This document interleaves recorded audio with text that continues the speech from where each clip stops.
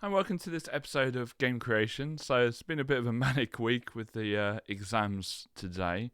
I think the students are waiting outside as I record this, waiting outside to do the first exam. Anyway, we push on. So what I want to do is I want to try and make up for lost time because we've not spent an awful lot of time on this project this week. So I want to end on a high. So what I want to do is somehow figure out how I'm going to switch the tiles. So if I show you, you can move the one you want to move, but with these kind of games, you want it to kind of switch places. So we need this one here to sort of swap places with the blue one, right? Because that's how these games kind of work. I don't know why that's off axis. Yeah, there seems to be a little bit more to do with that. Okay, so I want these two to swap over. So what I need to do is figure out which direction this is. We also need this to reset. Actually, I might do that first. Otherwise, that's going to be really irritating. So when I let go of it, it should ping back into position if a successful swap hasn't happened, which is going to be quite tricky, maybe. So repeat while mouse is pressed, set moving to off, and then reset that position.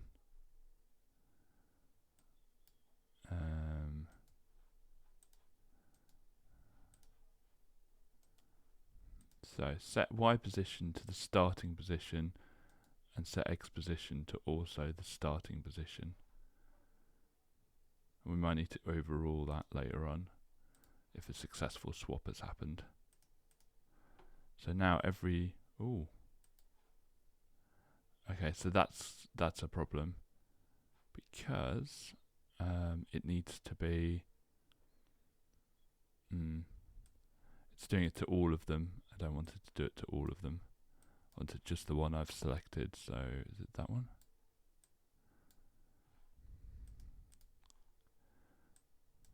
There we are. Kind of snaps back into position. So no matter where you put it, it will always go back, which is ideal. Well, for now, we actually want it to swap with the other tile if needed. Okay, so I want it to first of all work out which one I'm looking at swapping it with. So in this case, the brown one there. And I want it to grab that brown one and move it left to the same amount as I'm going right. Easy said, yeah? So I do need to split this up into like a left and right and up and down movement. And I might do this as a new thing. Maybe. So we probably don't want the absolute anymore. Well, we could probably do another one. Or actually, I wonder if we could do that as a parent. So insert a new child event. I'm just going to say always. And then I can work out here. So there we are. This is the new child event thing.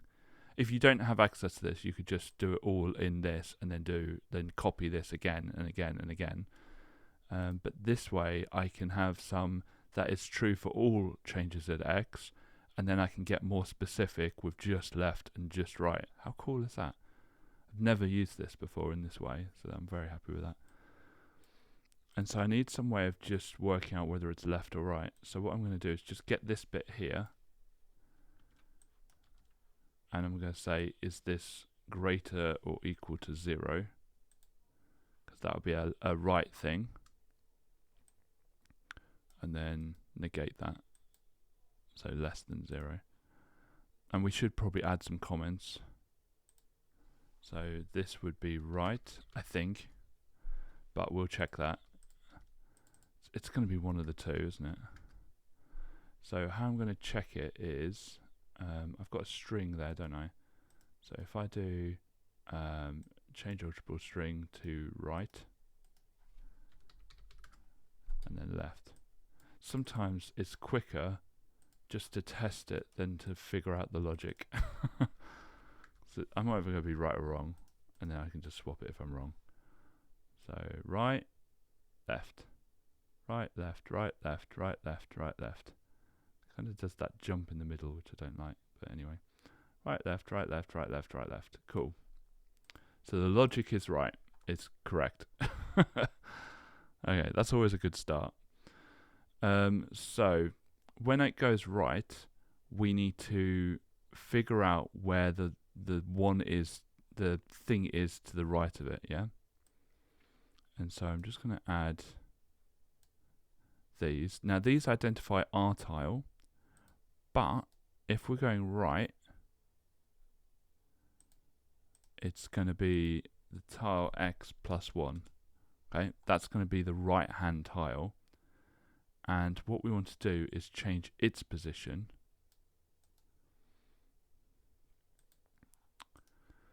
This is where it gets complicated. So we're going to get that amount, I believe, and take it away from the current position of the object. Position, X coordinate. Let's give it a go. I have no idea whether this will work. No, doesn't work at all.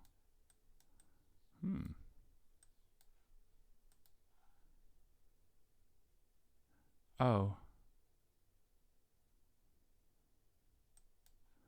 Okay, let's have a think. So we're talking about the...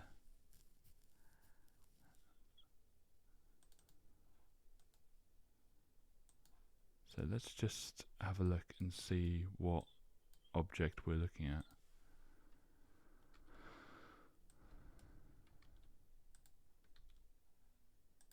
See whether this... Actually, this isn't firing at all. Why is this not firing? There's some logic there that I'm missing.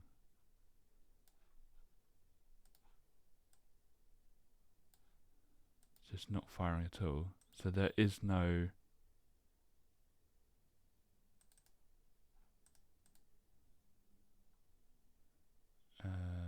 tar X. Right, let's get rid of these and let's see what this tile X thing is. 7.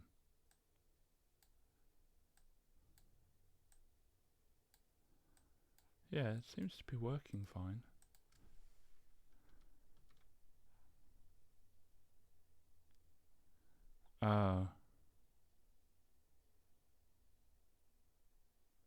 Yeah, I think it's because we're saying it can't be both this and this. So how do I target how would I target these? Because the child event is basically... So I need something to fire. I need like a fast loop or something with this in it.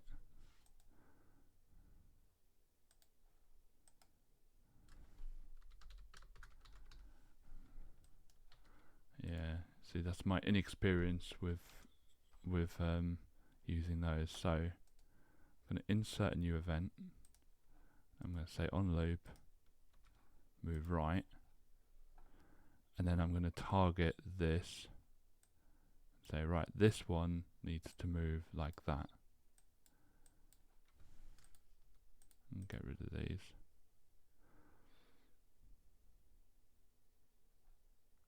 I think that makes sense. Cool, so it is moving, it's just completely mucking up. Don't really know why it's jumping.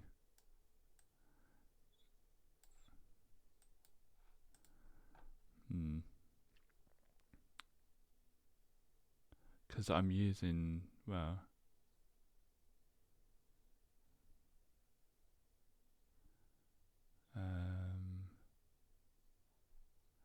yeah, I should really save the position.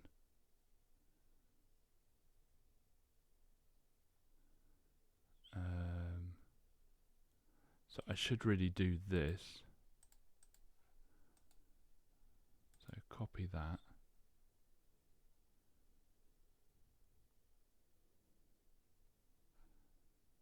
Oh, actually, yeah. So I should save it somewhere. The distance that it's been travelled. That's what I need to do. So in our data store, distance x travelled, or distance travelled x really. I like to have the x at the end. So it's easier than to change for the y. So you just delete it and put a y at the end. And we need to store that. That's what we need to do. So what we do is we ultrable value set distance travelled x, and then we have the current position x coordinate, and then we take away where it is. Oh no, we take it away from where it started. Yeah. So where it started is saved in here, isn't it? Starting position x. That's right. And then we do the same with the y's. And we should do that for both of them. In fact, we could make these child events really, but I'm not going to. So distance travelled y is the same thing, but for the y. This is where things get really complicated. And we're going to paste that in here. So we'll need that for the up and down as well, right? And so this now will be active minus the distance travelled, right? Maybe. We shall see. Oh, cool. Yeah, so we need like a replacement tile starting position. Oh my goodness. Opposite tile. It's probably spelled wrong. Oh my goodness. Opposite tile starting x. So this is the tile that's moving in the opposite direction. I probably would start a new data store now, because this data store is starting to get a bit out of hand. We'll probably need one. Actually, I'll tell you what, I might need one for the opposite tile. So I'm going to do another data store. And what's the opposite of nothing? Like purple. And we'll call this the opposite tile data store. And then I can just call it starting position, can't I? So we want to delete those. Yep. And then I can just call it starting position x and starting position y. That's going to be a lot simpler. Okay, so now how do we calculate where the starting position is the problem.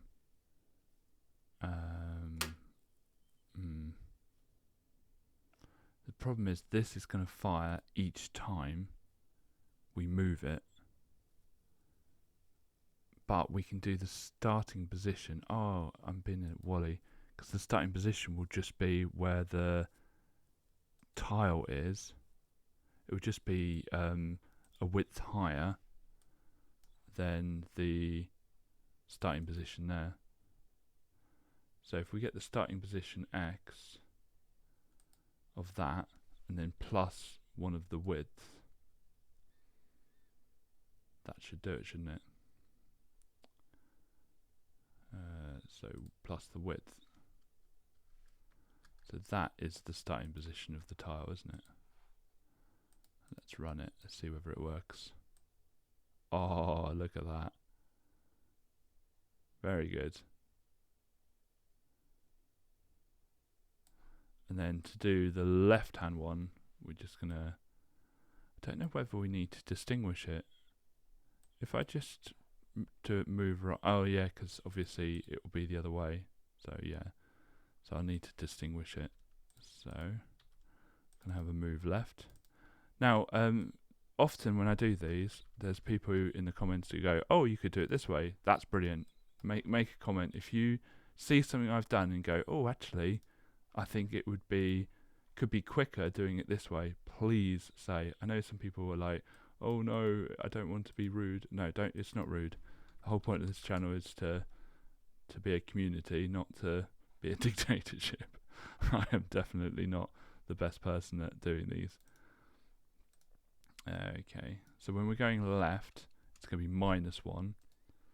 And then this X position, we're going to be looking at the starting position of that minus that. Is it going to be plus? Yeah, it's going to be plus, isn't it? Plus the distance travelled. So let's see whether that works. Okay, no. I think it will still be minus. Maybe. I don't know.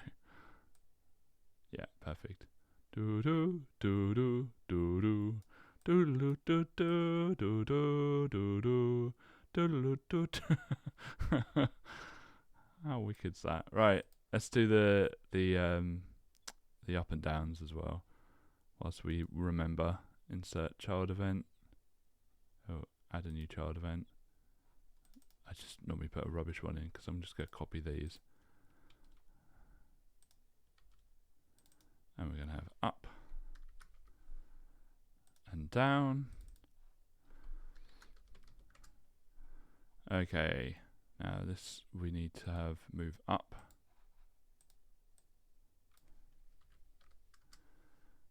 And this time it is the comparison between Y mouse, Y, and then the height. I could just use the width for all that. I know I keep saying that, but and then we go copy that and negate it.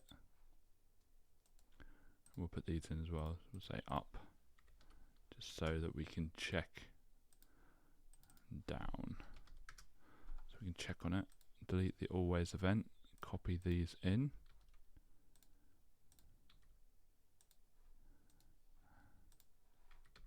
Move up.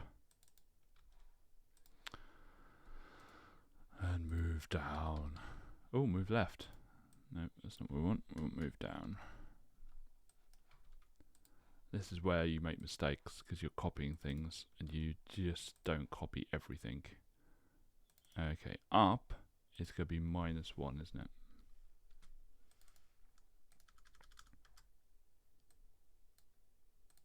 And then down is +1. It's kind of the opposite way that you'd think. Right, I'm going to copy all of this. So copy. And where do we put the Y? Starting position is starting position Y. Okay. Yeah. So starting position X. Just keep it there. Oh, got the right one. I've done the bottom one for some reason. And then dup. So it's starting position Y. And then height. Distance travelled Y. This is one of those things that what I'll do is I'll copy this to both of them and then figure out which one's wrong. So when I go up, so up is the bad one. So up is the one we need to just switch around. So we need a minus there. Oh, no. What's happened there? That was not correct. Why is that? Move up. So down is correct. Oh, down is up and up's down. Oh, there we go. Okay. Not quite sure how that's happened, really.